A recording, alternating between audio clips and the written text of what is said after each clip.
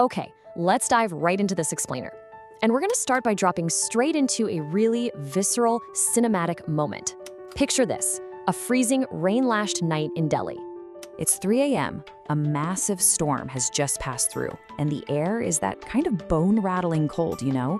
Our protagonist, Vivan, snaps awake.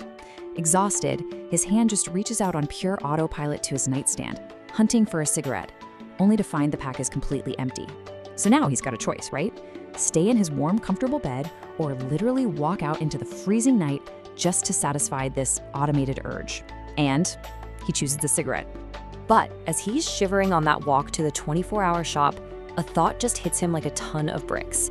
If I can't even control this one tiny habit, how will I ever control my life? Suddenly, standing there under a flickering street lamp, he visualizes his future self, older, frail, literally dying from this exact habit. And in that one instant, his craving just turns to utter disgust. He tosses the half-lit cigarette right into the mud. This massive shift happened in a split second.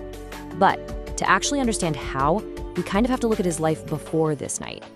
Which brings us to part one, the loser's cycle. See, to the outside world, Vivan was an absolute winner. Great corporate software job, good salary, the whole shebang.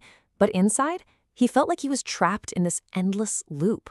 His daily routine pretty much told the real story. 9 a.m. rolls around, and he's filled with fresh motivation to change his life.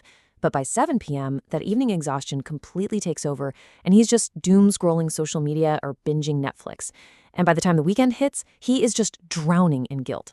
And honestly, nothing embodied this guilt more than his laptop. It just sat there on his desk, silently judging him with this one specific folder labeled Startup Idea that hadn't been modified in 8 months. 8 months. He felt like a total fraud, you know, slowly just accepting failure as his core identity and convincing himself, hey, I guess I'm just not a disciplined person. But then comes the turning point. Section 2, the catalyst. Everything completely shifted for Vivan on a random Monday morning when his company restructured and he met his new manager. Turns out it was his old chaotic college buddy, Rohan. Now in college, Rohan was the guy wearing unironed shirts, constantly borrowing money, and ironically, the exact guy who got Vivan addicted to smoking in the first place.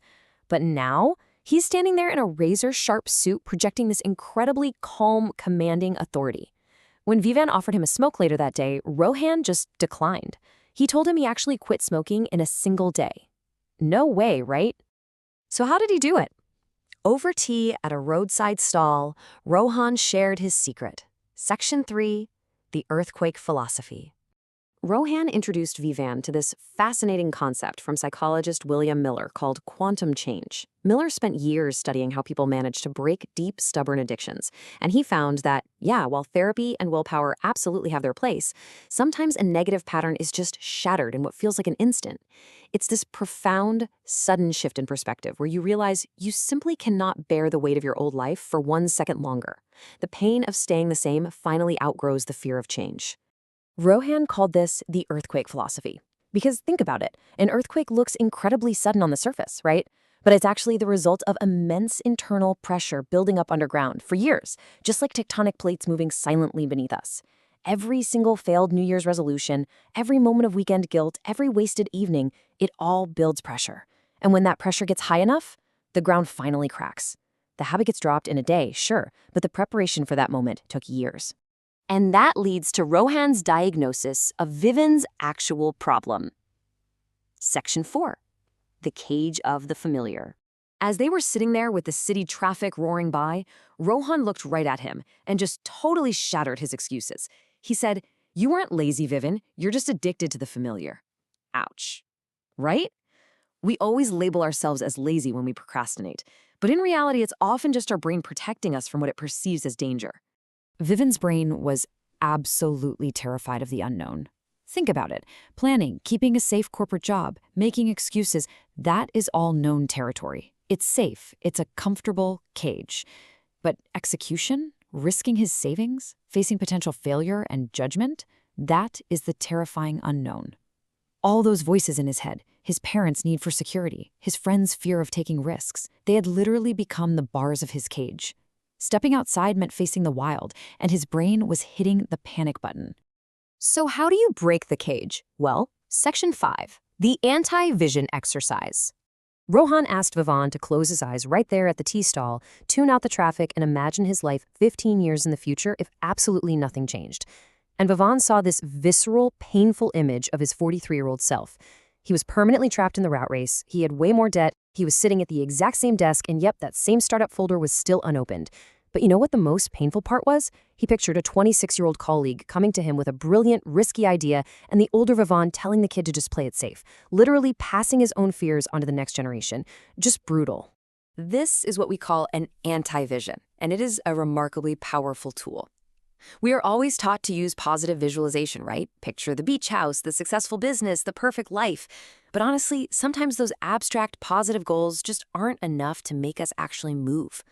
By associating immense, unbearable pain with staying exactly on your current trajectory, you create a level of internal panic that literally forces you to run away from that future. You have to take immediate action.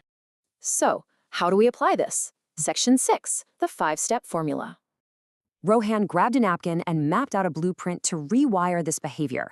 Step 1, label the behavior. Call out exactly what you're doing wrong, like wasting your weekends. Step 2, find the identity. Recognize that these bad habits are actually providing you with a false sense of comfort or safety. Step 3, build the anti-vision. Really flesh out that terrifying 15-year failure scenario. Step 4, choose a contrary identity. Declare exactly who you want to be, like I am a calculated risk taker.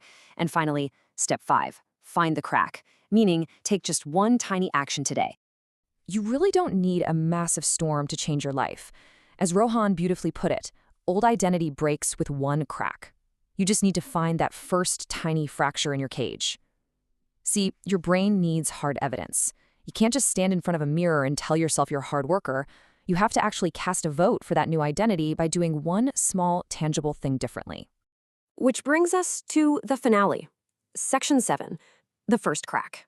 Vivan didn't go home that night and dramatically quit his job. Instead, he went to his room, booted up his laptop, and finally opened that dusty 8-month-old startup folder. And he worked inside it for just 1 hour. He brainstormed. He outlined a plan. It wasn't much, but he showed his brain that the new Vivan doesn't just watch YouTube videos and say, I'll do it tomorrow. The new Vivan actually executes today, even if it's only for 60 minutes. That was his first crack. And exactly 6 months of compounding those tiny cracks later, Vivan walked right into Rohan's office holding an investor's term sheet in one hand and his resignation letter in the other. Step by step, that one single hour turned into daily, unstoppable habits. The intense pressure of running away from his anti-vision kept him moving forward, and eventually, the cage just shattered completely. He had the funding, and he was finally free. So, as we wrap up this explainer, I really want to leave you with a question to chew on. What tiny action will you take today to break your own cage of familiarity? Seriously, we all have an 8-month-old folder sitting untouched somewhere in our lives. You don't need to trigger a massive earthquake right this second. You just need to find a crack. Find it, take action, and start shifting your identity today.